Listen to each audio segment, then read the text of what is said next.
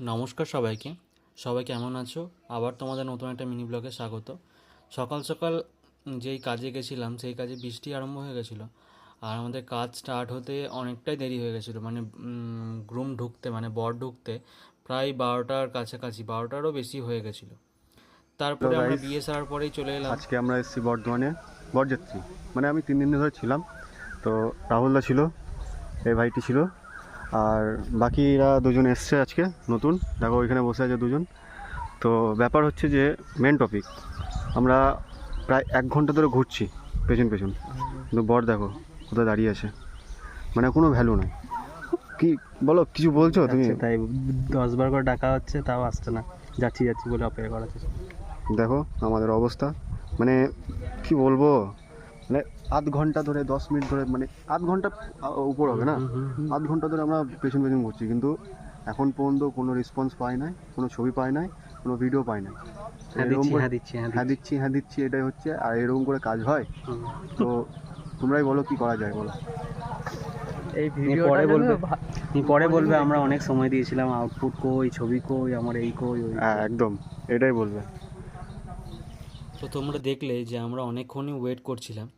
আমাদের বিয়ের আসতে তোমাদেরকে বললামই প্রথমে যে আসতে অনেকটা দেরি করেছিল, তারপরেও সময় ছিল না। তারপরেও গ্রুম ওরম করে টাইমটা নষ্ট করছিল। যাই হোক, কোনো দরকারি কথা বলছিল হয়তো, সেই জন্য আমরা বললাম যে কিছু ক্লিপ আমাদেরকে দিয়ে দিন, তাহলে অসুবিধা হবে না, পরে কিছু নেওয়া থাকবে, পরে যদি আবার টাইম পাওয়া হয় তখন নিয়ে নেওয়া হবে।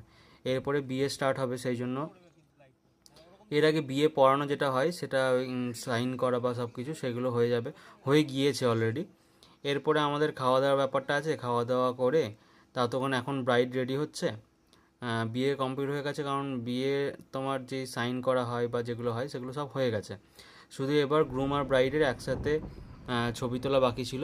সেগুলো আস্তে আস্তে করতে করতে আমাদের প্রায় সন্ধে হয়ে গেছিলো। তারপরে আমাদের গ্রুমের সাইড থেকে যারা বরযাত্রী এসেছিলো, যেই ফটোগ্রাফাররা ছিল, একটাই টিম ছিল, বোথ সাইড কাজ ছিল, সেগুলো সবাই মিলে একসাথে বেরিয়ে গেলাম।